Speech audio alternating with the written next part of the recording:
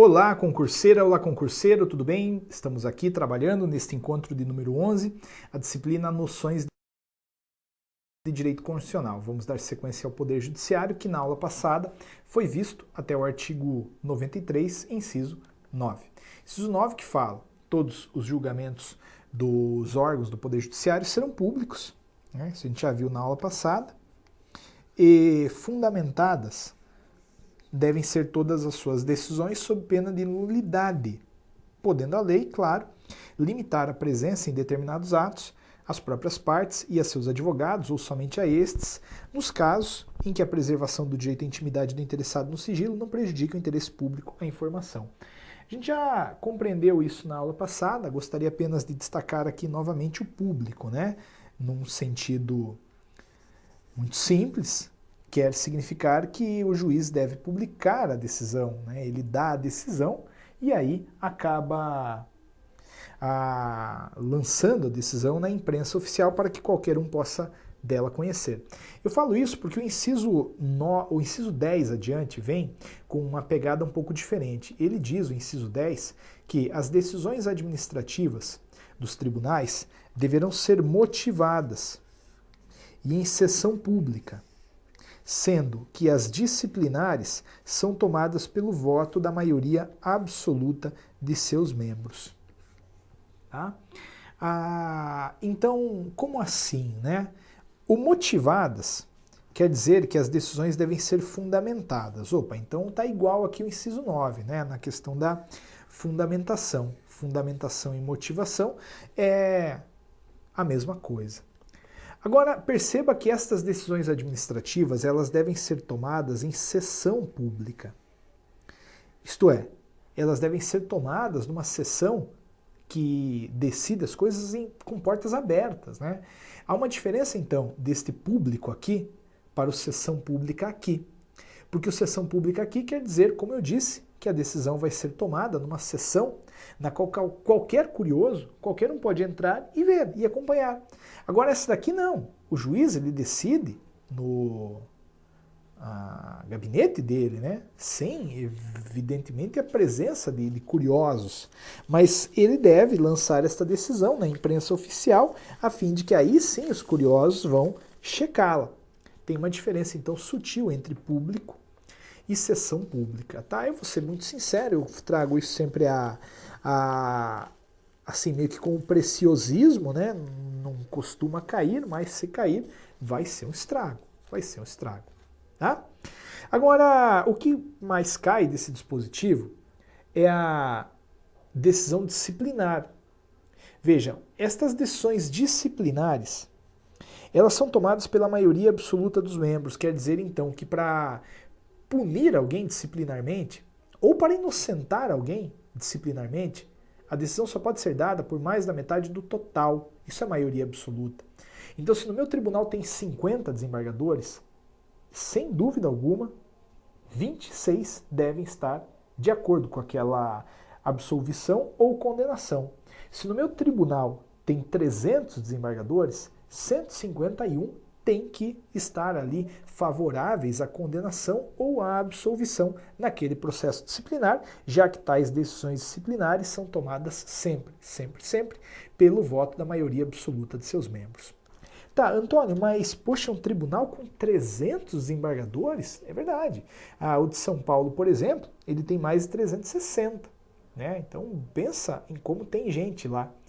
E, Antônio, para todo mundo decidir junto numa causa que eventualmente exija a participação de todos, deve dar trabalho, né? Sem dúvida. Por isso que a Constituição prevê, no inciso subsequente, o chamado órgão especial. O que é o órgão especial? É uma comissão formada pelo todo que decide em nome do todo. Então, quer dizer, ao invés de a gente reunir os 360 desembargadores, a gente monta uma comissão menor, evidentemente, que vai decidir em nome de todos. Cabe agora a gente, já que há esta impressão formada a respeito do órgão especial, buscar entender a partir de quantos membros o tribunal considera-se numeroso, a ponto de poder fazer um órgão especial, e quantos membros haverá no órgão especial. É isso que está no inciso 11. É isso que está no inciso 11. Vejam lá, nos tribunais com número superior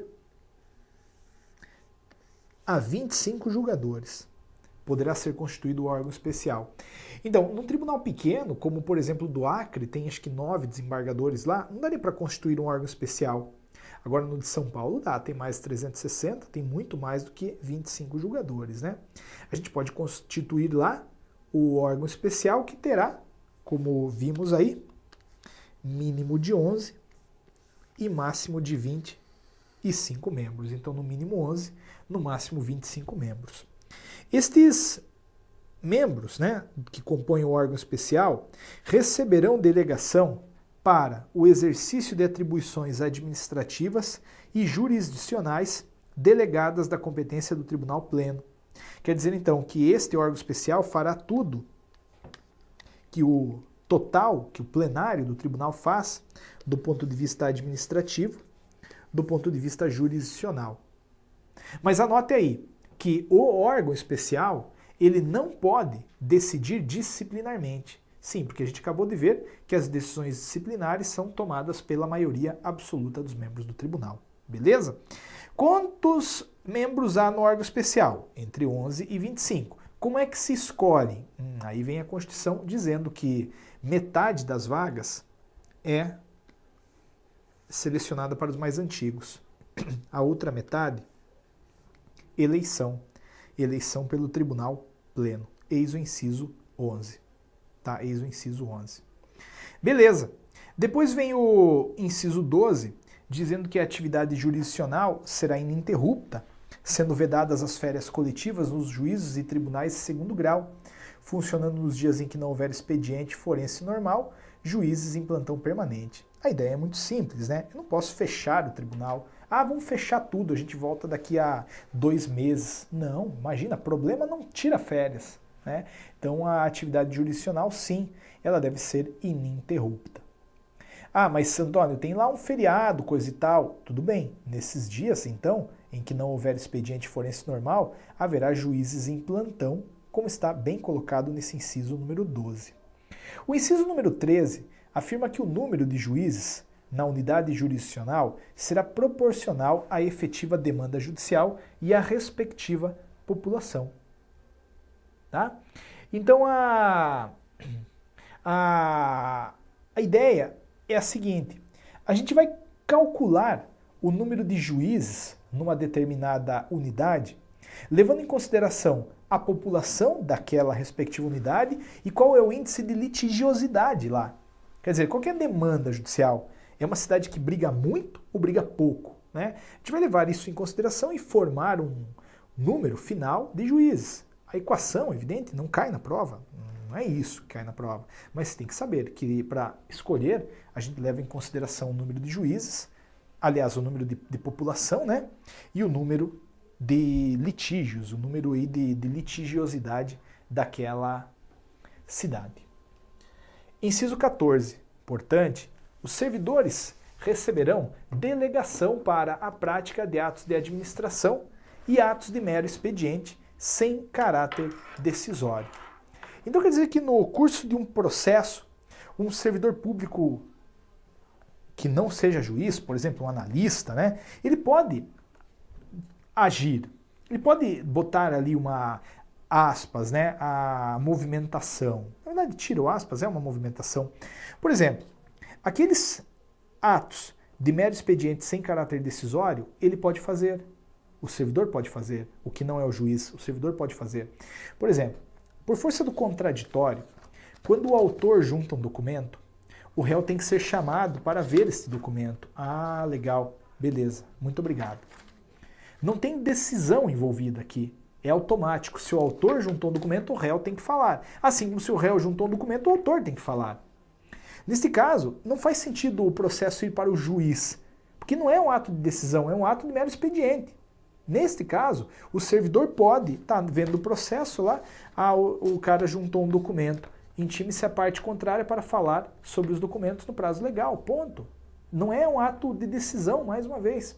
Agora eu vou decidir na sentença quem tem razão, quem não tem razão, aí por ser um ato decisório, evidentemente a delegação não pode haver, não pode existir. Tá? Por fim, do artigo 93, a distribuição de processos será imediata em todos os graus de jurisdição. Então não pode um juiz falar, ah não, eu estou muito lotado aqui, não mande processos para mim. Vou mandar sim, não pode cessar, né? A distribuição de processos, ela é imediata em todos os graus de jurisdição. Aí, depois que terminamos esse artigo 93, adivinhe, vamos ver o artigo 94. Quinto constitucional. Já ouviu falar do quinto constitucional? Então, a ideia é a seguinte. Alguns tribunais, eles serão formados por membros do Poder Judiciário, né? Mediante promoção, o cara começa em primeiro grau, aí ele é promovido para o segundo grau. Mas em alguns desses tribunais também haverá uma composição específica, que a gente chama de quinto constitucional. Quer dizer, 1/5 das vagas desses tribunais, já digo quais, será ocupado por advogados e membros do Ministério Público. Advogados e membros do Ministério Público, que tenham aí os requisitos já analisados. Então, se no meu tribunal tem 25 desembargadores, 5 serão advogados ou membros do Ministério Público, tá?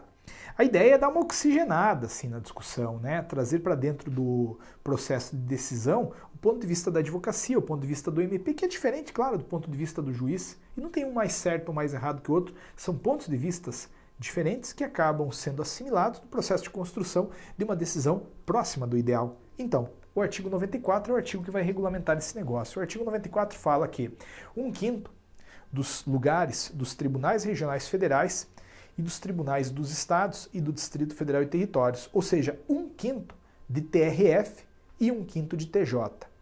Será composto de membros do MP com mais de 10 anos de carreira e de advogados de notório saber jurídico e de reputação ilibada, com mais de 10 anos de efetiva atividade profissional. Então lembre-se, né, que haverá nesses TJs e TRFs 1/5 de vagas reservadas para membros do Ministério Público e para advogados. Os membros do MP, como você está vendo aí, têm que demonstrar mais de 10 anos de carreira. Os advogados também. Eles têm que ter aí mais de 10 anos de efetiva atividade profissional. Só que os advogados, diferentemente dos membros do MP, devem também demonstrar o notório saber jurídico e a reputação ilibada. Eles devem ter, então, um notório saber jurídico e uma reputação ilibada, devem conhecer muito de direito e não podem ter nada desabonando-os. A advocacia, principalmente a mais nova, ela ressente-se com essa aparente discriminação, né? Ela fala, poxa, mas por que eu, advogado, tenho que mostrar o notório saber jurídico e a reputação ilibada? E mais os 10 anos, né, de prática, e o membro do MP só tem que mostrar os 10 anos de prática. Por que ele também não tem que mostrar o notório saber jurídico? Porque ele fez o concurso? Mas eu fiz a prova da OAB, é o que a advocacia fala. Sim, mas quando criado esse dispositivo, ainda não havia OAB no Brasil, né? O artigo 94 foi inserido no texto constitucional lá em 1988, né, nessa disposição. O exame de ordem é da década de 90. Então foi o meio encontrado pela Constituição para tentar balizar aí a escolha do advogado que há aos montes no Brasil. E justamente por isso, Antônio, poxa, há montes de advogados no Brasil, há vários membros do MP. Como é que a gente faz a escolha exatamente? Então, aí vem a questão, né? Veja que a Constituição fala que estes membros do MP ou da advocacia serão indicados em lista sextupla pelos órgãos de representação das respectivas classes e recebidas as indicações, o tribunal formará uma lista tríplice, enviando-a ao Poder Executivo que, nos 20 dias subsequentes, escolherá um de seus integrantes para a nomeação. Então, quer dizer, vamos pensar que no TJ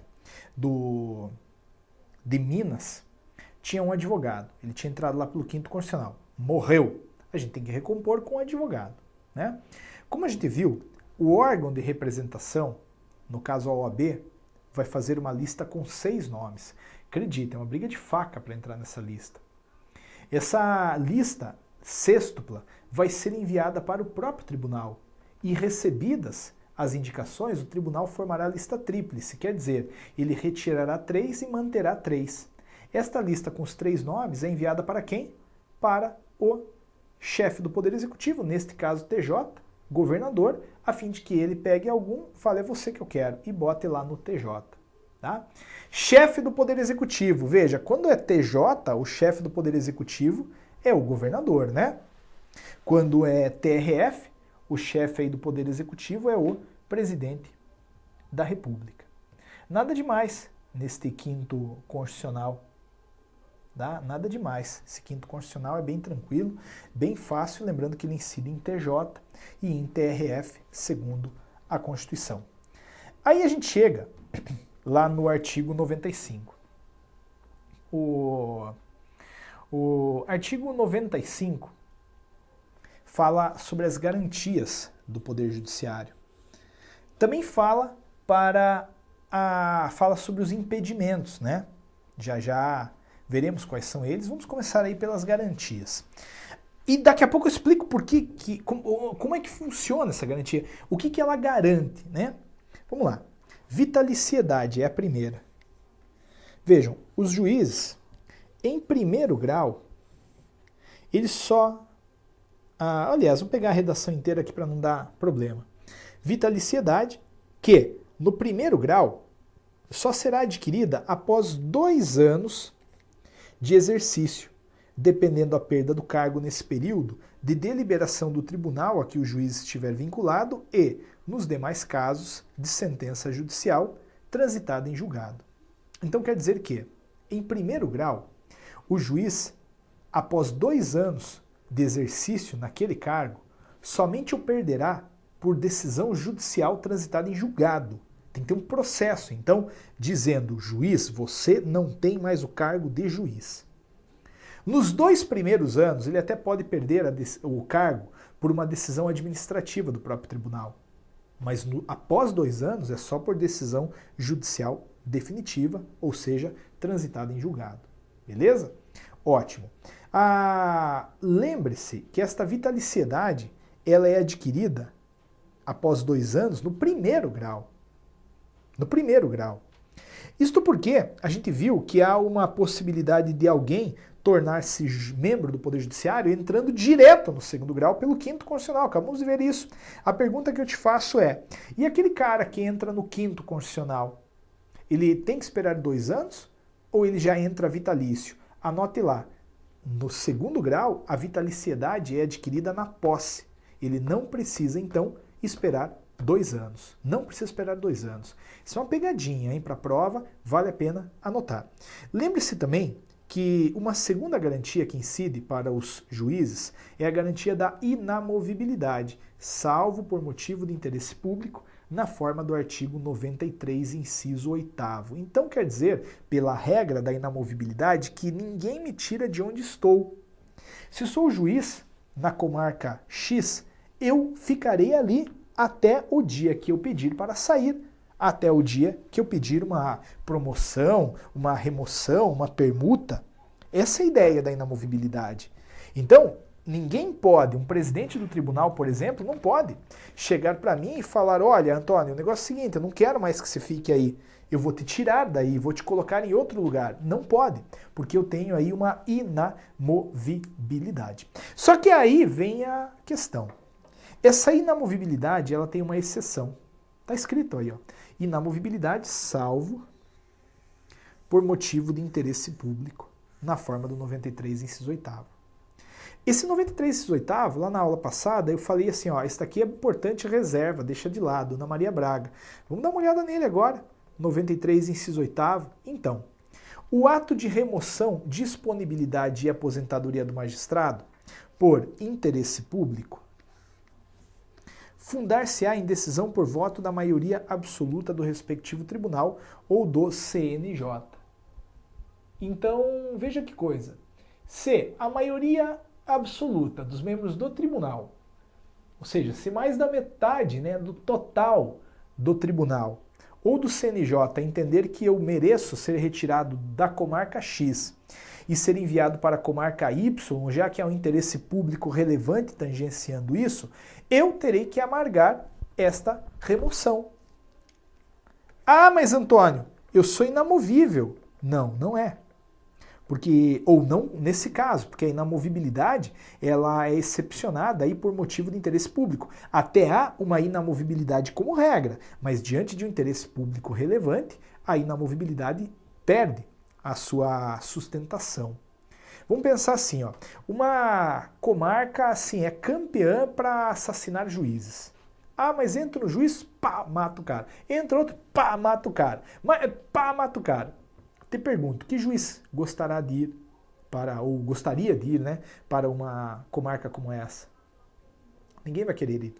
Mas não há, concorda comigo, um interesse público em manter numa determinada cidade um juiz? Pois bem, diante desse interesse público, o tribunal ou o CNJ, por decisão fundamentada de maioria absoluta dos seus membros, pode pegar um juiz daqui e pôr acolá. Ah, mas não tem choro nem vela, tem que ir. Tem que ir. Só que aí você tome muito cuidado com uma coisa. Aqui, além de a gente lembrar desta remoção por interesse público como uma exceção à inamovibilidade, a gente tem que lembrar que esta exceção é pautada pela decisão da maioria absoluta dos membros do tribunal e não por decisão de 2/3 deles. Porque a gente viu que no 93 existe um inciso 2, a linha D, que fala que a antiguidade poderá ser afastada por decisão fundamentada de 2/3 dos membros do tribunal. E aí eu te disse assim, olha, a antiguidade é algo muito objetivo, muito concreto. Eu pego a lista e falo, mais o velho aqui é o José, o Antônio, Pedro, Maria, sei lá quem. Para afastar algo que é tão objetivo, eu tenho que empregar um quórum muito alto, que é o quórum de 2/3. Agora, para afastar a inamovibilidade, o quórum é um pouquinho menor, o quórum é maioria absoluta. Só que para a prova inverter isso é 1 minuto. Ela pode falar assim, a inamovibilidade será afastada, em caso de interesse público, por decisão de 2/3 dos membros do tribunal. Não! 2/3 é o maior quórum. A gente vai afastar a antiguidade, que é algo muito objetivo. Agora, esta inamovibilidade é voto da maioria absoluta. Beleza? Cuidado com esse negócio, cuidado aí com a inamovibilidade como uma garantia do Poder Judiciário, garantia essa que, contudo, comporta a exceção. A outra é a irredutibilidade de subsídio. Irredutibilidade de subsídio. Perceba que quanto o juiz ganha não pode ser reduzido, é evidente que não pode. Contudo, tem algumas ressalvas aí. Eu não vou forte nelas porque, creio, extrapolam o seu edital, mas a gente tem que ter uma noção geral, né? Veja, existe teto no Brasil de remuneração. É quanto ganha o ministro do Supremo Tribunal Federal. Se o cara está ganhando mais do que o ministro do Supremo Tribunal Federal de maneira indevida, porque eventualmente uma indenização pode a ele ser paga e o teto pode ser ignorado, a gente tem que reduzir. A gente tem que reduzir. Outra coisa, esses artigos 152, 153.3, que por aí estão, eles vão trabalhar com a lógica tributária da coisa. O juiz ganha uma remuneração interessante que evidentemente é tributada. E ele não poderia falar, não, o tributo não pode incidir para mim, porque se incidir meu subsídio vai ser reduzido e ele é irredutível. Não, pera lá. Quando a gente fala em irredutibilidade de subsídio, a gente está falando que não pode a lei dizer você ganha tanto, agora você vai ganhar tanto. Claro que se você ganha tanto e tem uma faixa de imposto de renda na qual você se submete, você tem que pagar aquilo. Todo mundo tem, né, que está naquela faixa de tributação. Por que o juiz não precisaria pagar? Evidentemente. A irredutibilidade de subsídio, a inamovibilidade e a vitaliciedade são garantias porque elas, garantias, dão ao juiz independência. Na medida que o juiz tem vitaliciedade, inamovibilidade e irredutibilidade de subsídio, ele pode tudo. Claro que pode tudo. Vamos pensar, por que o Sérgio Moro, que é o juiz que está conduzindo a Operação Lava Jato, é assim, duro, é valente? Porque não tem como constrangê-lo, não pelas vias formais, pelo menos, né? Quer dizer, não poderia o tribunal falar, Sérgio Moro, o negócio é o seguinte, estou te tirando o cargo. Não, agora não. Agora tem que ter um processo. Ele tem mais de 2 anos no cargo. Agora tem que ter um processo judicial, defesa, prova, instrução, recurso, blá, blá, blá, chega até o STF. Aí lá, se a decisão transitar em julgado dizendo que ele perdeu, senão não vai perder. Ah, mas o tribunal poderia, para dar uma abafada, falar, Sérgio Moro, eu vou te pegar daqui de Curitiba e vou te colocar lá em outra cidade do Paraná. Não, não pode, porque ele é inamovível. E não tem interesse público relevante em trocar um juiz, né, de lugar só para prejudicá-lo na sua atividade. Irredutibilidade do subsídio. Então, Sérgio Moro, o negócio é o seguinte, eu vou reduzir quanto você está ganhando.